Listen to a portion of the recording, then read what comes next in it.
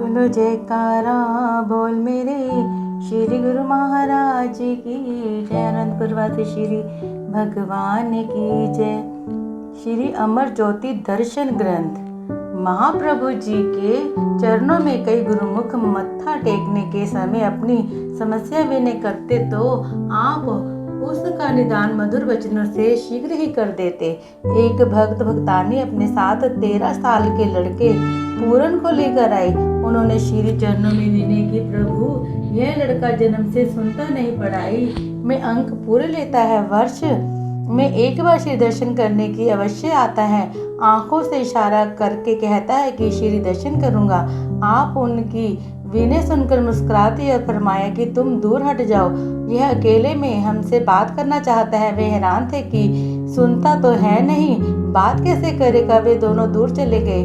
उसने विनय की, प्रभु आप मेरे पिछले जन्म को जानते हैं कि कैसे मैं मायावश भक्ति पथ से भटक गया था। आपने मुझे बचाया और कहा कि जन्म जन्मांतरों के आवागमन को काटने के लिए सत्संग सुनो एवं महापुरुषों के वचनों पर चलकर भक्ति कमाओ। मैंने विनय की थी कि मुझे आपकी कृपा से पुनः मनुष्य जन्म मिले। केवल जिंदगी की यह घटना याद रहे कि मैं केवल सत्संग सुन सकूं, शेष समय बहरा रहूं। बाहरी पढ़ाई तो आपकी कृपा से किताबों को देखकर एवं मास्टर द्वारा पढ़ाते हुए इसके उसके इशारों से समझ लेता हूँ। अब कृपया आप मेरा मार्ग प्रशस्त करें। आपने फरमाया, पूरन तेरे मन में भक्ति की इतनी तीव्र अभिलाषा है, अब इस जन्म में पिछले जन्म की घटना याद रखना, साधु संतों की सेवा करना, सत्संग पर मनन करना एवं नाम सिमरन में दिल लगाना। धीरे धीरे तेरा बहरापन समाप्त हो जाएगा। इस दृढ़ ख्याल से अपने लक्ष्य को हासिल कर तुम पूर्ण हो जाओगे।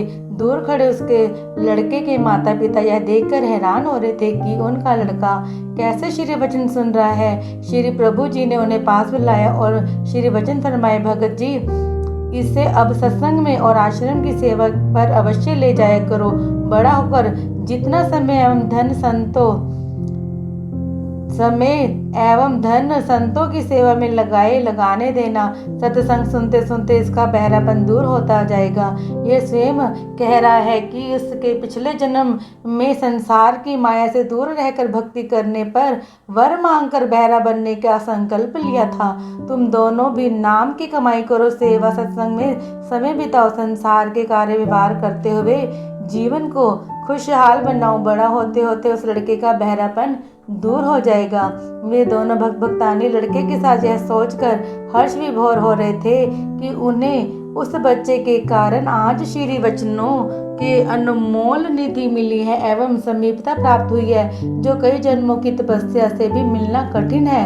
श्री सद्गुरुदेव महाराज जी धीरे धीरे श्री अनंतपुर में सत्संग हॉल, लंगर, स्नान गृह तथा आवास क्षेत्र को सुव्यवस्थित बनाने के लिए महत्व प्रदान करने लगे, ताकि सहस्त्रों की संख्या में पर्वों पर आने वाले जिज्ञासु सुविधा पूर्वक सत्संग व श्री दर्शन का लाभ उठा सकें। आप यात्रियों, दर्शनार्थी गुरुमुखों को सुख सुविधाओं के लिए जलपान गृह, औषधालय तथा अन्य कितनी रचनाओं को विकासशील करने लगे। उस समय साथ साथ इनका निर्माण कार्य भी आरंभ करवाया। प्रथम बार जलपान गृह का उद्घाटन करते हुए आपने पावन वचनों से फरमाया, गुरुमुखो श्री अनंतपुर दरबार भक्ति परमात्मा का महान केंद्र है। महापुरुष भी सदैव यही प्रयत्न करते हैं कि यहाँ पर जो भी जीव आए वे भक्ति के धन से मालामाल हो जाएं। उन्हें यहाँ पर रहने व खाने पीने की कोई सुविधा ना हो, वे सेवा सत्संग सिमरन का लाभ उठा सकें। उसके लिए आज जलपान गृह का उद्घाटन किया गया है। इस जलपान गृह का मकसद लाभ कमाना नहीं, इसका प्रयोजन आई हुई संगतों को सुविधा प्रदान करना है, ताकि शरीर की आवश्यकता पूर्ति में मन अपने काम में सरलता पूर्वक लग जाए। सतपुरुषों की वाणी है, संत समारथ ते राखी मन, करिए जगत को काम, जग जीवन यह मंत्र है, सदा सुख विश्राम। संत जग जीवन दास जी फरमाते हैं कि अपने मन की डोर को सदा परमपिता परमात्मा से जोड़कर संसार के कार्य व्यवहार करते रहने से जीव को सदा सच्ची खुशी प्राप्त होती है। वास्तव में देखा जाए तो यही सच्ची सुख को पाने का एकमात्र मंत्र है। और साधना वाणी भी वर्णन आता है कि मन बेचे सतगुरु के पासे तिस सेवक के कार्य राशि। जो अपने मन को सतगुरु के हवाले कर देता है उस सेवक के सारे कार्य सहजे में ही संवर जाते हैं। सतगुरु के हवाले करने का अर्थ है कि समस्त वासनाओं और कामनाओं से मुक्त होकर अपने इष्ट देव की आज्ञा को ही सर्वोपरि जाने, उनके द्वारा बताए गए नियमों पर चले। भजनाभ्यास, सेवा, सत्संग, सिमरन और ध्यान, इन नियमों का हृदयगम कर नित्य प्रति नियम पूर्वक आचरण करने से मन की शुद्धि होती है। मालिक का सच्चा नाम और ध्यान हृदय में बस जाता है तथा अंतरात्मा में प्रकाश हो जाता है। ऐसा प्रकाश होने से जीव खुशी का अनुभव करता है। यदि इंसान का सत्य वस्तुओं से नेह न हो, केवल सच्ची व सार वस्तु से प्यार व लगाव हो, तो वह शाश्वत आनंद को पा लेता है। गुरुमुख जन ऐसी चीज को अपनाते हैं जो सदा उनके संग रहे। शेष दुनियाई वस्तु में साथ छोड़ जाती हैं। अंतिम श्वास तक साथ जाने वाला, सदा संग तथा रहने वाला केवल मालिक का सच्चा नाम है। महापुरुषों का कथन है, सिमरन सिमर सिमर सुख पायो, सासी सासी संभाले, ई लोकी परलोकी संग सहाई, जत कत मोहि रखवाले। गुरु का वचन बसे जी नाले, जली नहीं डूबे तस्करू नहीं लेवे, भाई न साके जाले। गुरबानी श्वास श्वास में मालिक का नाम जपो और श्वास श्वास में सुख पालो। जो जीव सदगुरु का शब्द हर श्वास में जपता है उसको सुख मिलता है। वह उस लोक में भी संगी साथी है और परलोक में भी सहाई है। जब हर समय इंसान के दिल में मालिक का नाम बसा होगा तो फिर उसे किस बात का भय और किस बात की कमी। उसने दिल ही उस चीज से लगाया है जो सर्वव्यापक और सब सुख प्रदान करने वाला है। जब ऐसा सहायक एवं महतेशी मिल गया जाए तो अन्य किसी चीज की क्या आवश्यकता है तो मालिक के नाम को दृढ़ता से हृदय में बसाने की। उस सच्चे नाम को हृदय में बसाने के लिए भक्ति के नियम बनाए गए हैं। जो इंसान इन नियमों पर परिपक्वता से पालन करेगा, बाकी सब ख्याल दिल से निकाल जाएंगे और मालिक का सच्चा नाम अंतर में बस जाएगा। यही काम करना है, जीवन का लक्ष्य है। अतः महापुरुषों के वचनानुसार जीवन बनाकर अपने लक्ष्य की सफलता को पाना है, जीवन का धन्य बनाना है। संगतों की बढ़ती हुई मांग को देकर आपने इस समय आने पर श्री आनंदपुर में दोनों तरफ दर्शनार्थी गुरुमुखों की सुविधा के लिए कई अन्य जलपान गृहों का निर्माण करवाया। नागपुर में महात्मा सुखात्मानंद जी, महात्मा सुख सागरानंद जी एवं गुरुमुखों के मिलने पर आपने श्री आनंदपुर से कार द्वारा चंदेरी की ओर प्रस्थान किया। मार्ग में थोड़ी दूर जाने पर ड्राइवर महात्मा जी ने देखा कि एक शेर कार के पीछे पीछे आ रहा है। श्री प्रभु जी ने कार रुकवा दी और महात्मा जी को कर कमलों से प्रसाद देते हुए फरमाया कि यह प्रसाद उस शेर के आगे रख दो। महात्मा जी डरते हुए वह प्रसाद शेर के काफी दूर जमीन पर रख दिया। शेर पास आया और प्रसाद ग्रहण कर वह कार के उस खिड़की के पास आकर खड़ा हो गया जहां श्री प्रभु जी विराजमान थे। वह पलक आपको निहारने लगा और आपने भी मुस्कुराते हुए अपना कर कमल उठाकर उसे अपना आशीर्वाद प्रदान किया। महापुरुष किस रूप में किसका उद्धार करते हैं यह उनकी रहस्यमय लीला है। जब कार चलने लगी तो यह देखकर महात्मा जी ने आश्चर्य की सीमा न रही कि शेर का हिलना डुलना बंद हो गया और कुछ ही पलों में वह निष्प्राण होकर वह गिर गया। महात्मा जी के पूछने पर प्रभु जी ने फरमाया कि यह रूह एक भक्त की है जो उनके आगे शेर की तरह गरज कर बोलता था, जिसके फलस्वरूप उसे यह योनि प्राप्त हुई। परम दयालु श्री प्रभु जी ने अपने पावन कर कमलों से अमृत तुल्य प्रसाद देकर उसके सब कर्म बंधनों को काट कर उसे दयनीय अवस्था से मुक्त कर दिया। महात्मा जी मन ही मन सोचने लगे कि महाप्रभु जी कैसे सबकी पुकार को सुनते हैं और शीघ्र ही वहां पहुंचते हैं। नागपुर जाने का अभी अभी कैसे प्रोग्राम बनाया, शेर की मुक्ति के लिए या गुरुमुखों के लिए। अब आगे एक प्रेमी ने फिर उन्हें अपने प्रेम पाश में बांध लिया। महाप्रभु जी ने दिखला दिया कि मैं नित भगतन बिकाऊं, यहाँ अमीर गरीब का कोई भेद नहीं। आप अभी मार्ग में ही थे कि वहाँ पास ही के गांव में रहने वाले गरीब भक्त और भक्तानी को कहीं से समाचार मिला कि महाप्रभु जी उनके गांव के आगे से निकल कर जाने वाले हैं। उस भक्तानी के दिल में प्रेम की तारे तरंगित हो उठी और मन ही मन सोचने लगी, थोड़ा भोग बनाकर सड़क के किनारे खड़े हो जाते हैं, चीरकाल से प्यासी आंखों से दर्शन भी मिल जाएंगे और प्रभु जी को श्री भोग लगाने का सुंदर सौभाग्य भी मिल जाएगा। मन में तीव्र उत्कंठा लिए उसने बकरियों का दूध निकाला और झटपट खीर तैयार करके एक बर्तन में डाली। भक्त जी के साथ सड़क किनारे खड़े होकर श्री प्रभु की बाट जो होने लगी। इस प्रकार इंतजार करते करते दोपहर का समय हो गया। धैर्य का बांध टूटा तो भगत जी भक्तानी से कहने लगे कि तुम यहाँ खड़े होकर इंतजार करो भगवान का, मैं तो काम पे जा रहा हूँ। पति के वहाँ से चले जाने के कुछ समय बाद तेज वेग से चलती हुई श्री कार आई। श्री प्रभु जी अंदर विराजमान थे। उस भक्तानी का दिल जोरों से धड़कने लगा, लेकिन यह क्या, विधाता को शायद कुछ और ही मंजूर था। श्री कार सरपट वहां से आगे निकल गई। किसी का उसकी ओर ध्यान ही नहीं गया। वह बेबसी से शोर मचाती रह गई। अब तो उसके आंसुओं का बांध टूट गया। जार जार रोती हुई हताश निराश और अपने घर लौट आई और श्री सद्गुरुदेव महाराज जी के श्री स्वरूप के आगे बैठकर बार बार सच्चे दिल से प्रार्थना करने लगी कि प्रभु भोग लगाओ, प्रभु भोग लगाओ। अद्भुत करिश्मा, महान चंबा। महाप्रभु जी ने अकस्मात ही सेवादारों को कार वापस पीछे मोड़ने का आदेश दिया। श्री कार का रुख भक्तानी के गांव की ओर करवाकर वहां पहुंच गए।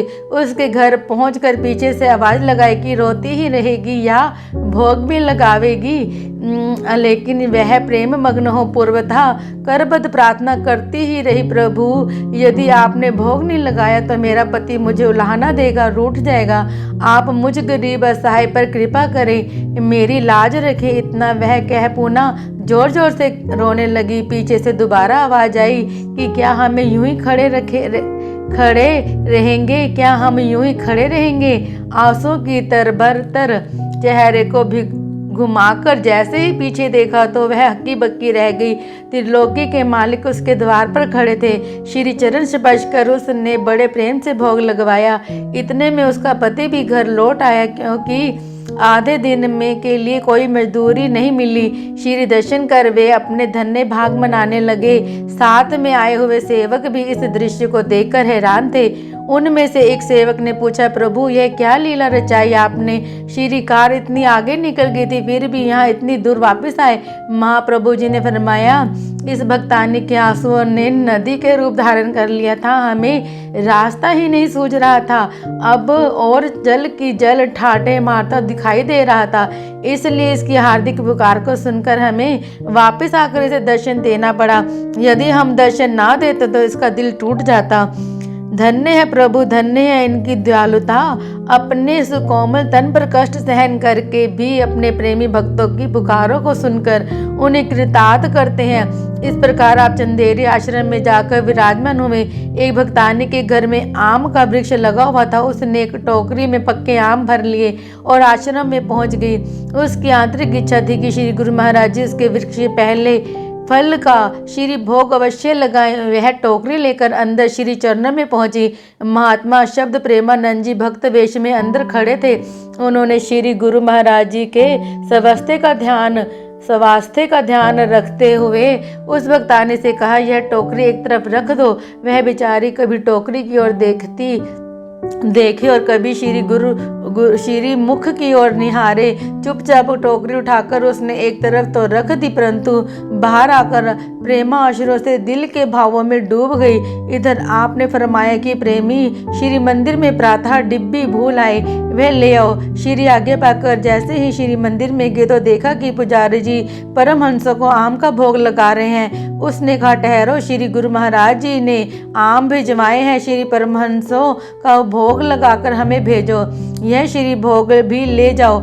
उधर महाप्रभु जी स्वयं उठकर टोकरी के पास गए, आम उठाया और धोकर शीघ्रता से जैसे ही चूसने लगे वह चोले पर बह गया। महात्मा जी असमस में थे कि आम श्री मंदिर में कैसे पहुंच गए। अब यह श्री भोग श्री गुरु महाराज जी को दूं या नहीं। वेद ने स्वास्थ्य की वजह से मीठी चीज़ों का सेवन करने से परहेज बताया है। वे अंदर आए तो नज़ारा कुछ और ही था। आपने फरमाया, प्रेमी, इस समय शुगर की पूर्ति के लिए हमने आम का भोग लगाया है। महात्मा जी ने दंडवत कर क्षमा मांगते हुए कहा कि श्री परमहंसों का श्री भोग लगा ले। भगवान अपने प्रेमियों के लिए क्या क्या खेल रचाते हैं यह हम नहीं समझ सकते। श्री प्रभु जी ने आज्ञा भेज उस भक्तानी को बुलाया। श्री वचन हुए कि देख क्या सोच रही थी, अब तो हम डबल भोग लगा रहे हैं। भगवान भाव के भूखे हैं, तेरी भावना नहीं, ऐसा कौतुक रचाया है। इस प्रकार चंदेरी आश्रम में उपस्थित सभी गुरुमुखों को 2 घंटे श्री दर्शन नौ की कृतार्थ कर पुनः ललितपुर स्टेशन से ट्रेन द्वारा नागपुर के लिए रवाना हुए।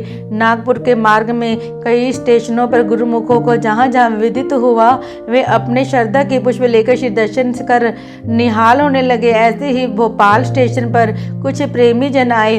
उन्होंने ट्रेन में जाकर श्री दर्शन एवं वचनों का लाभ प्राप्त किया। ट्रेन की सीटी बजने पर सब नीचे उतर आए। वहां पर स्टेशन मास्टर ने अचानक ही अपने कक्ष की खिड़की बाहर झांका तो एकदम सब कुछ छोड़कर दीवानों की भांति भागने लगा।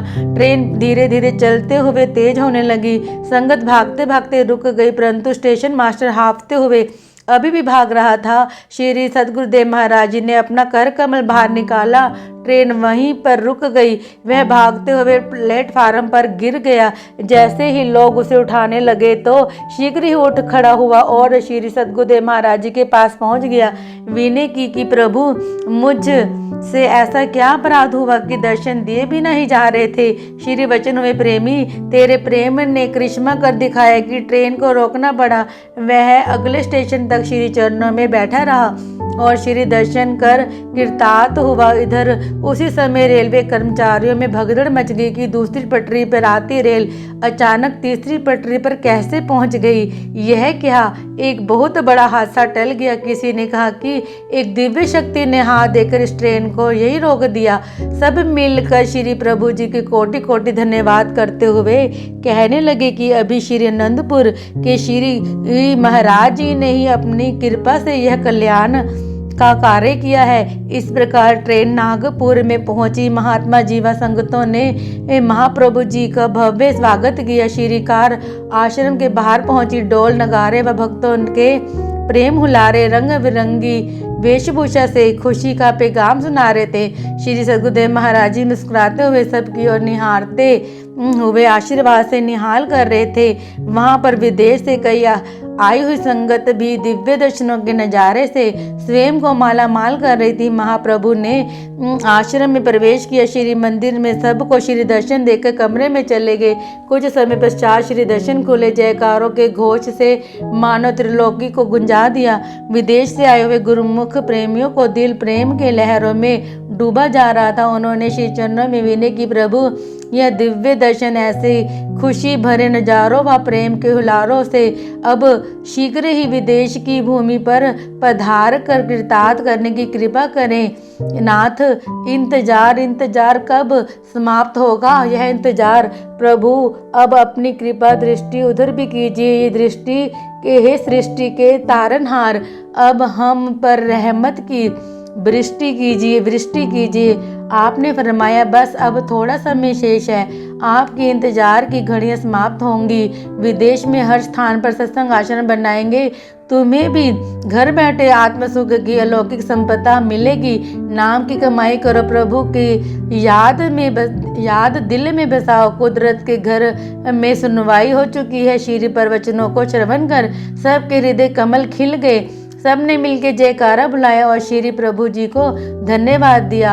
आपने श्री वचन फरमाए, जिस प्रकार एक घड़ी का अलार्म सोए हुए इंसान को जगा देता है, इसी प्रकार महापुरुषों के वचन अज्ञान की नींद से सोए हुए जीवों को जागृति प्रदान करते हैं। और अज्ञानता क्या है? ये इंसान मिथ्या संसार और संसार के मिथ्या पदार्थों को सत समझ बैठा है। जो चीज सच्ची है उसे पता ही नहीं, बल्कि सच को झूठ मान बैठा है। यही भारी अज्ञानता है। इसी ज्ञानता को दूर करने के लिए महापुरुष जीवों को उपदेश देते हैं। मिटते सुमत प्रीत कर, रहते सुकरिने, झूठे कू तजी दीजिए, साचे से करी गे। संत चरणदास जी महापुरुषों ने फरमाया है कि जो वस्तु नाश हो जाने वाली है, मिथ्या एवं असत है, हे जीव उससे प्रीति मत कर, अर्थात उसने अपना नेह ना लगा। जो सदा स्थिर रहने वाली सत वस्तु है उससे प्यार कर एवं नेह बढ़ा। अंतर में अज्ञान तम को दूर करने का यही एक साधन है। इंसान को यह विचार करना चाहिए कि दिल में दुनियावी ख्याल एवं असत वस्तुओं के प्रति किस स्तर तक प्रीति है तथा इनमें कितना दिल दिया हुआ है। सत वस्तु मालिक का नाम और भक्ति है, उसमें कितना दिल दिया हुआ है अपने अनुभव से स्वयं ही आनी लाभ का पता चल जाता है। यदि इंसान दुनिया की ओर दृष्टिपात करे और चाहे कि अपनी बुद्धि व चतुराई से यह जान ले कि कौन सी वस्तु सत्य है और कौन सी असत, तो वह निर्णय नहीं कर सकता। महापुरुषों की अटल निर्णय बता दिया कि सारा संसार असत्य है, शरीर भी असत्य है, नाम सत्य, जग झूठ है, सूरत शब्द पहचान। जहाँ तक संसार की ओर दृष्टि जाती है सब नश्वर है, नश्वर होगा और नश्वर ही रहेगा। इंसान किसको सत्य कहे यह उसकी समझ से बाहर है। जीव को जब भाग्य से महापुरुषों की संगति मिल जाती है तभी वह विचार उत्पन्न होता है, बुद्धि से माया का पर्दा दूर हो जाता है और अज्ञानता की निंद्रा से जाग जाता है। जब सत्य का ज्ञान हो जाता है तो इंसान अपने काम में लग जाता है। प्रायः संसार का रुझान असत्य की ओर है। यदि इंसान इसी प्रकार सत्य की ओर लगा रहा, असत्य की ओर लगा रहा तो क्या प्राप्त होगा? सारा जीवन इसी तरह व्यतीत हो जाएगा, परंतु हाथ कुछ भी ना आएगा। बड़े बड़े विद्वान, उच्च स्तरीय धनवान, कितने भी शान शौकत वाले हों, परंतु महापुरुषों की दृष्टि में उनके पल्ले कुछ भी नहीं है। दुनिया की दशा को देखकर संत फरमाते हैं कि रतन त्यागी कोड़ी संगी रचे, साचू छोड़ झूठ संगी मचे। जो छड़ना सु अस्थिर करी माने, जो होवन सो दूरी पराने। छोड़ी जाई तिसका सन्मुख करे, संगी सघाई तिस प्रहारे। चंदन लेपी उतारे धोए, गर्धब प्रीति भस्म संगी होए। अंधकूप मही पतित बिकरार, नानक काढ़ लेहु प्रभु दयाल। महापुरुषों ने फरमाया है कि जो वस्तु हीरे रत्नों समान कीमती, अर्थात मालिक की भक्ति और मालिक के सच्चे नाम को छोड़कर इंसान झूठे संसार के सामानों में दिल लगा बैठा है। जो वस्तु यहाँ रह जाने वाली है उसके लिए परिश्रम करता है और मालिक का नाम जो साथ जाना है उसकी चिंता ही नहीं। अज्ञानता के अंधेरे में पड़े हुए ऐसे जीव का कल्याण क्यों कर होगा? अब गुरुमुख स्वयं अनुभव करे कि आपके कितने ऊंचे भाग्य हैं जिनकी झूठ की ओर पीठ और सच की ओर मुख है, अर्थात सत्यता के मार्ग पर अक्सर है। संसार की संगति में ना झूठ छूट सकता है और ना ही सच ग्रहण किया जा सकता है। सारी दुनिया झूठ में ग्रस्त है, फिर सत्य मार्ग कौन बतलाए? सत्य से मिलाप कराना, असत्य की कमाई कराना, यह महापुरुषों की संगति से ही उपलब्ध हो सकता है। इसीलिए बड़भागी हैं जिन्हें सतपुरुषों की संगति मिल गई है। जब इंसान प्रकाश में आता है तो वहाँ पड़ी सभी वस्तुएं स्पष्ट दिखाई देती है। अंधेरे में किसी भी वस्तु को नहीं देख सकता, ना ही जांच कर सकता है। प्रकाश में ही सब कुछ दिखाई देता है। सत्पुरुषों की संगति में आने से उसे यह विदित होता है कि भक्ति और नाम की कमाई कितनी लाभदायक वस्तु है जो इस समय प्राप्त हो रही है। महापुरुषों ने इसे नियम निर्धारित किए हैं जो भक्ति द्वारा भक्त को भगवान से मिलाने के साधन है। इन साधनों को जो कमाई करता है वह लक्ष्य को पा लेता है। इस प्रकार नागपुर में सत्संग प्रवाह एवं श्री दर्शन से सब को माला माल कर आप पुनः श्री आनंदपुर लौट आए। बोलो जयकारा बोल मेरे श्री गुरु महाराज की जय, साचे दरबार की जय। अगर आपको हमारी वीडियोस देखना पसंद है और आप हमारे चैनल से जुड़े रहना चाहते हैं तो प्लीज़ वीडियो को लाइक, शेयर और चैनल को सब्सक्राइब कर दीजिए।